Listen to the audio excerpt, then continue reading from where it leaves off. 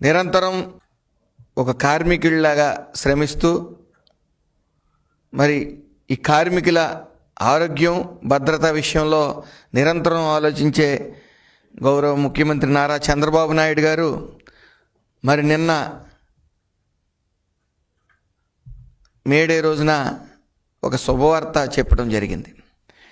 Labour అడ్డాస్ అనేవి 15 నగరాల్లో వెంటనే నిర్మించండి అని చెప్పడం జరిగింది. దీనివల్ల ఎవరైతే జట్టు కూలీలు కానీ కార్మికులు కానీ మనం చూస్తూ ఉంటాం, చాలా సెంటర్లో నడి రోడ్డు మీద నిలబడి పనుల కోసం ఎవరన్నా యాజమాన్యం వస్తుంది కూలి పనుల కోసం అక్కడ చేసుకుందామని వెయిట్ చేయడం చూస్తూ ఉంటాం. దానివల్ల ప్రమాదాలకు కానీ మండు టెండలో వాళ్ళు నిలబడటం కానీ ఇవన్నీ జరుగుతూ ఉన్నాయి.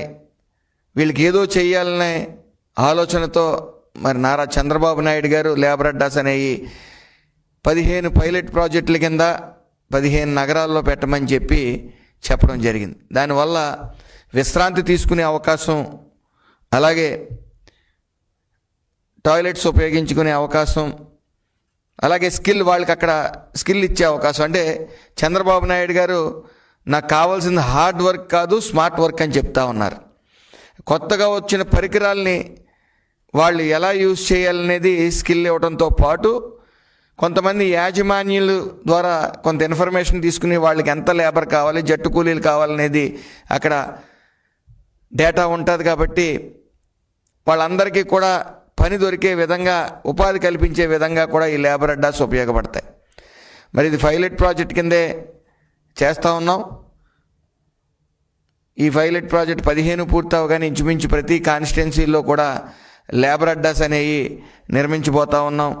అదేవిధంగా ఈరోజు చూస్తూ ఉంటే పోలవరం కానీ అమరావతి నిర్మాణం కానీ పారిశ్రామిక కారిడార్లు కానీ లాజిస్టిక్స్ కానీ ఇలా మన రాష్ట్రంలో విస్తృతంగా అభివృద్ధి జరుగుతూ ఉంది. అభివృద్ధి పనులు జరుగుతూ ఉన్నాయి. కష్టజీవులకి చేతి నిండా పని దొరికే గొప్ప అవకాశం ఇదని తెలియజేసుకుంటా ఉన్నాను. అలాగే ఆల్రెడీ ఏదైతే 18 లక్షల మంది 20 లక్షల మంది భవన నిర్మాణ కార్మికులు ఉన్నారో వాళ్ళ జీవితాలని చిన్నాభిన్నం చేసింది గత వైసీపీ ప్రభుత్వం. 1214 మెమో పెట్టి వాళ్ళకు వస్తున్న సంక్షేమ పథకాలన్నీ ఆపడంతో పాటు ఇసుక బంగారంలో అమ్మటం వల్ల కనీసం సంవత్సరంలో 70-80 రోజుల మించి పనులు లేవు. అయితే ఈ మంచి ప్రభుత్వం వచ్చిన తర్వాత మరి సంక్షేమ పథకాలు వాళ్ళకి అందజేయడం జరుగుతుంది. ముఖ్యంగా వివాహ కానుక 40,000, ప్రసూతి సాయం 20,000, సహజ మరణానికి 60,000, అంత్యక్రియ ఖర్చుల కింద 20,000 రూపాయలు ఇవ్వటం జరుగుతుంది. భవన నిర్మాణ కార్మికులందరికీ కూడా అవి రిజిస్ట్రేషన్ చేసుకోవాల్సిన పరిస్థితి ఉంది. అది మనమిత్ర యాప్ అనే యాప్లో మీరు 55 రూపాయలు కట్టుకుని రిజిస్టర్ అయ్యే పరిస్థితి ఉంది. కాబట్టి అలాగే మనమిత్ర యాప్లో కూడా establishment registrations, trade union registrations, statutory returns, CESS payments ఇవన్నీ కూడా చేసుకునే వెసులుబాటుని ఈ మనమిత్ర యాప్ ద్వారా మేము కల్పిస్తూ ఉన్నాం. అయితే కార్మికుల ఆరోగ్యం పట్ల అసలు చిత్తశుద్ధి లేని ప్రభుత్వం వైఎస్ఆర్సీపీ ప్రభుత్వం. గత ప్రభుత్వంలో ఒక ఇటుకు కానీ గుప్పుడు ఇసుక కానీ వేసిన వైనం లేదు. ఈ 22 నెలల కాలంలో మేము తిరుపతి ఈఎస్ఐ ఆసుపత్రి 50 పడకల నుంచి 100 పడకలు అప్గ్రేడ్ చేయడం జరిగింది. అలాగే అచ్యుతాపురం 30 పడకల హాస్పిటల్ ఆల్రెడీ శంకుస్థాపన చేయడం జరిగింది. ప్రారంభోత్సవానికి కూడా రెడీగా ఉండటం జరిగింది. అలాగే గుంటూరులో 100 పడకల ఆసుపత్రి కోసం 6.35 ఎకరాలు, కర్నూలులో 30 పడకల ఆసుపత్రి కోసం 5.23 ఎకరాల భూమిని కేటాయించడం జరిగింది. అలాగే శ్రీ సిటీ తిరుపతిలో 30 పడకల ఆసుపత్రి ఏపీఐఏసీ ద్వారా భూమిని గుర్తించడం జరిగింది. నెల్లూరులో 100 పడకల ఆసుపత్రికి జిల్లా కలెక్టర్ గారి ద్వారా భూమిని గుర్తించడం జరిగింది. విశాఖపట్నం 50 సీట్ల ఎంబీబీఎస్ ఈఎస్ఐసి మెడికల్ కాలేజ్ మంజూరైంది. ఇది 100 పడకల శీలానగర్ ఈఎస్ఐసి ఆసుపత్రికి అనుబంధంగా ఉంటుంది. అలాగే అమరావతిలో 500 పడకల దిత్రిసేని ఆసుపత్రి మరియు 150 బెడెడ్ సూపర్ స్పెషలిస్ట్ పడకలతో కూడిన ఈఎస్ఐసి మెడికల్ కాలేజ్ శంకుస్థాపన ప్రతిపాదన సమర్పించడం జరిగింది.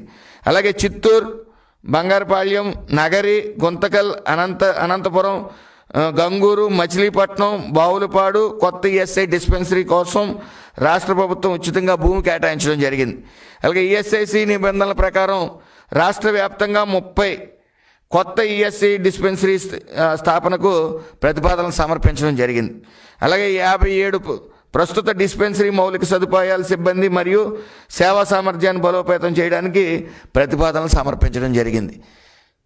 ఈరోజు కార్మికుడు ఆరోగ్యం అలాగే భద్రత కూడా గత ప్రభుత్వం అసలు ఏదైతే థర్డ్ పార్టీ ఎక్స్పర్ట్స్ ఉన్నారో సేఫ్టీ ఆడిట్స్ చేయవలసిన పరిస్థితుల నెపంలో వాళ్ళందరూ కూడా కనీసం ఒక సంస్థకి, ఒక ఫ్యాక్టరీకి కానీ ఇండస్ట్రీకి కానీ వెళ్ళి వాళ్ళు ఈ సేఫ్టీ ఆడిట్లు చేయకుండా కమిషన్ల కోసం కక్కుతుబడి వెనక్కి వెళ్ళిపోయిన వైనం.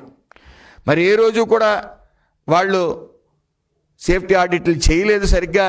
తద్వారా ఈ మంచి ప్రభుత్వం వచ్చిన తర్వాత కంటిన్యూస్గా గత ప్రభుత్వం చేసిన తప్పుదారుల వల్ల ఫస్ట్ 5-6 నెలల్లో కూడా అనేక యాక్సిడెంట్స్ అవటం. వెంటనే చంద్రబాబు నాయుడు గారు 0 యాక్సిడెంట్స్ అనే నిదానాన్ని తీసుకురండి, ఎక్కడా కూడా యాక్సిడెంట్స్ జరగకూడదు. ఏ కార్మికుడు అంటే ఒక కార్మికుడు ఒక ఫ్యాక్టరీకో ఒక సంస్థకో వెళ్తున్నప్పుడు అతని ప్రాణాలు యాజమాన్యం చేతిలో పెట్టి వెళ్తూ ఉంటారు. ఆ నిర్లక్ష్యం ఉండకూడదని చెప్పి వెంటనే ఆయన గౌరవ ముఖ్యమంత్రి నారా చంద్రబాబు నాయుడు గారు మమ్మల్ని ఆదేశించడం, వెంటనే అనేక యూనివర్సిటీస్తో ఎంఓయూలు చేసుకోవటం మరియు ఏపీ ప్రొడక్టివిటీ కౌన్సిల్ ద్వారా కూడా ఎంఓయూ చేసుకుని ఈ థర్డ్ పార్టీ ఏజెన్సీస్కి కానీ ఈ సేఫ్టీ ఆఫీసర్స్కి కానీ స్కిల్ ఇవ్వటం జరుగుతూ ఉంది. అదేవిధంగా ప్రజల్లో, కార్మికుల్లో భద్రత కోసం పూర్తి అవగాహన కోసం కల్పించడం కోసం విశాఖపట్నం, కాకినాడ, విజయవాడలో సేఫ్టీ వాక్థాన్ అనేది నిర్వహించడం జరిగింది. అయితే ఈ రోజున పూర్తి కంట్రోల్లోకి వచ్చే యాక్సిడెంట్స్ అనేవి ఎక్కడా కూడా గత ప్రభుత్వంలో కార్మికుడు ఆరోగ్యం కోసం ఒక ఇటకు కానీ గుప్పుడు ఇసుక కానీ వేసిన వైన లేదు. ఈరోజు అనేక డిస్పెన్సరీలు కానీ హాస్పిటల్స్ కానీ మేము ల్యాండ్ కేటాయించడం కానీ శంకుస్థాపన చేయడం కానీ జరుగుతూ ఉంది. అదేవిధంగా భవన నిర్మాణ కార్మికులు మరి రిజిస్ట్రేషన్లు గత సంక్షేమ పథకాలని తీసేయడం వల్ల గత ప్రభుత్వం రిజిస్ట్రేషన్లు చేయించుకోవట్లే. మరి అందరూ కూడా అంటే భవన నిర్మాణ కార్మికులు అంటే ఒక తాపీ మేస్త్రి, వడ్ర మేస్త్రి ఇవే కాకుండా మీరు అందరూ గుర్తించాలి, ఇసుక ర్యాంపుల్లో పనిచేసి వాళ్ళందరూ కూడా భవన నిర్మాణ కార్మికుల్లోకి వస్తారు. ఆ ట్రాన్స్పోర్ట్ చేసి వాళ్ళు కూడా ఇసుక ట్రాన్స్పోర్ట్ చేసి డ్రైవర్స్ అందరూ కూడా భవన నిర్మాణ కార్మికుల్లోకి వస్తారు. అలాగే డ్రైన్లు బాగు చేసి వాళ్ళందరూ కూడా భవన నిర్మాణ కార్మికుల్లోకి వస్తారు. అలాగే అనేక 57 రకాల వాళ్ళందరూ కూడా మైన్స్లో పనిచేసే వాళ్ళు కూడా భవన నిర్మాణ కార్మికుల్లోకి వస్తారు. కాబట్టి దయచేసి ఈ భవన నిర్మాణ కార్మికుల రిజిస్ట్రేషన్లు పెరగవలసిన పరిస్థితి ఉంది. మనమిత్ర యాప్ ద్వారా కానీ మీరు లేబర్ ఆఫీసర్ గారి దగ్గరికి వెళ్ళటం ద్వారా కానీ ఇవి వెంటనే అంటే ఒక వ్యక్తి రోడ్లు వేసే వాళ్ళందరూ కూడా లేబర్ అందరూ కూడా ఈ భవన నిర్మాణ కార్మికుల్లోకి వస్తారు. అతి త్వరలో వాళ్ళందరికీ కూడా సోషల్ సెక్యూరిటీ ఇస్తూ ఉన్నాం. అలాగే దయచేసి అందరూ కూడా చిరు వ్యాపారులు ఎవరైతే ఉన్నారో, ఇంట్లో పనిచేసే వాళ్ళు ఎవరైతే ఉన్నారో వాళ్ళందరూ కూడా ఈ శ్రమ్ పోర్టల్లో నమోదు చేసుకోవాల్సిన పరిస్థితి ఉంది. కేవలం మీ ఆధార్ కార్డు పట్టుకుని ఒక లేబర్ ఆఫీసర్ గారి దగ్గరికి వెళ్తే వెంటనే మిమ్మల్ని అందులో రిజిస్టర్ చేయబడతారు ఈ శ్రమ్ పోర్టల్లో. దానివల్ల మీరు ప్రమాదవశాత్తు ఎవరైనా మరణిస్తే వాళ్ళకి 2 లక్షలు, అలాగే సహజ మరణానికి ₹1,00,000 కూడా ఈ కేంద్ర ప్రభుత్వం ఇస్తూ ఉంది. కాబట్టి ఇప్పుడు గణాంకీలు ఎవరైతే ఈ అనాథరైజ్డ్ వర్కర్స్ ఉన్నారో వాళ్ళకి ఇంకా సరిగ్గా నమోదుకి చేసుకోవట్లేదు. 88 లక్షలు మాత్రమే నమోదు చేసుకున్నారు. ఇంకా 1,50,00,000 వరకు మనకి సెంట్రల్ గవర్నమెంట్ టార్గెట్ ఇచ్చింది. కాబట్టి ఈ నమోదు ప్రక్రియ అందరూ చేసుకోవాల్సిందిగా కోరుతా ఉన్నాను. ఈ రోజున మనం అమరావతి పనుల విషయంలో కానీ, అభివృద్ధి పనుల విషయంలో కానీ, అలాగే పోలవరం పనుల విషయంలో కానీ కార్మికులకి, నిపుణులకి చాలా డిమాండ్ ఉంది. స్కిల్ ఉంటే మనం ఎక్కడికి వెళ్ళవసరం లేదు, ఉద్యోగం వెతుక్కుంటూ మీరు వెళ్ళవసరం లేదు, ఉద్యోగానికే మేము ఉద్యోగమే మీ దగ్గరికి వచ్చే పరిస్థితి ఈరోజు నెలకొంది. అందుకే మన కార్మికుల నైపుణ్యం పెంచే విధంగా 25,000 మందికి ఈ ఏడాది ట్రైనింగ్లు ఇస్తూ ఉన్నాం. అలాగే వాళ్ళ డిపెండెంట్స్కి, కుటుంబ సభ్యులకి కలిసి 80,000 మందికి సుమారు అంటే 1,00,000 మందికి ఈ స్కిల్ డెవలప్మెంట్ ప్రోగ్రామ్స్ నిర్వహిస్తూ ఉన్నాం. దాంతోపాటు కూడా సర్టిఫికేషన్ అనేది మేము ఇస్తాం. ఆ సర్టిఫికేషన్ ద్వారా మీరు ఎక్కడికి వెళ్ళినా సరే మీ నైపుణ్యాన్ని గుర్తించి వెంటనే మీకు ఉపాధి కల్పించే అవకాశాలు ఉంటాయి. అలాగే ఉపాధి కూడా ఇచ్చే అవకాశం ఉంది. మీరు గుర్తించాలి. అందరూ మాట్లాడుకుంటా ఉన్నారు, వెల్లులాగా లక్షల కోట్లు పెట్టుబడులు వస్తూ ఉన్నాయి. వస్తుంటే ఇక 20 లక్షల ఉద్యోగాలు భర్తీ చేయడానికి సర్వం సిద్ధమయ్యారు ఈ ప్రభుత్వం, ఈ మంచి ప్రభుత్వం. అయితే మీరు గుర్తించవలసింది ఆల్రెడీ 20 లక్షలు దాటి కార్మికులందరూ కూడా తమ తమ పనుల్లో, ఇటు అమరావతి అభివృద్ధి పనుల్లో కానీ, ఇటు ఏదైతే పెట్టుబడులు వచ్చినాయో వాళ్ళు కన్స్ట్రక్షన్ భవన నిర్మాణ కార్మికులు కానీ ఎక్కడ సంవత్సరానికి 70-80% పనులు దొరికే పరిస్థితుల్లో మనం ఉన్నాం. కాబట్టి నిరంతరం మనందరికీ తెలుసు, రాష్ట్ర ప్రథమ కార్మికుడు, నిరంతర శ్రామికుడు మన గౌరవ ముఖ్యమంత్రి నారా చంద్రబాబు నాయుడు గారు. ఆయన జనరల్గా ఆయన నా శాఖ కిందకే వస్తారు. ఎందుకంటే ఈ రాష్ట్రం కోసం, ఈ రాష్ట్ర అభివృద్ధి కోసం నిరంతరం ఒక కార్మికుడిలాగా ఆయన పనిచేస్తూ ఉన్నారు. జనరల్గా ఒక కార్మికుడు 12 గంటల మించి పనిచేయడానికి లేదు, ఓటీలతో సైతం.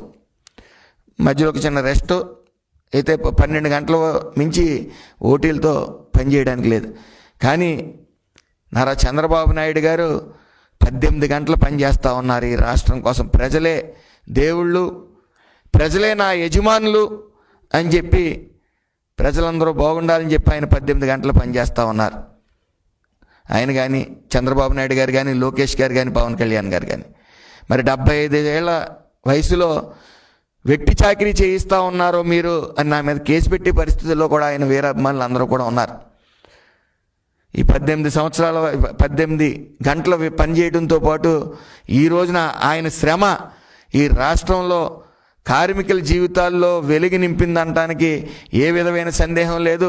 20 లక్షల మంది దాటి పైగా ఈ కార్మికులు, లేబర్ అందరూ కూడా హాయిగా పనిచేసుకుంటున్న పరిస్థితి ఉంది. వాళ్ళ స్కిల్ ఇచ్చే పరిస్థితి కూడా తీసుకుని వచ్చాం. లేబర్ అడ్డాస్ని నిర్మిస్తున్నాం. గౌరవ ముఖ్యమంత్రి నారా చంద్రబాబు నాయుడు గారి ఆదేశాల మేరకు మరి రాబోయే కాలంలో ఖచ్చితంగా ఈ రాష్ట్రం సువర్ణాంధ్ర రాష్ట్రంగా తీర్చిదిద్దుకుంటుందని సగౌరవంగా తెలియజేసుకుంటూ అందరికీ నమస్కారం.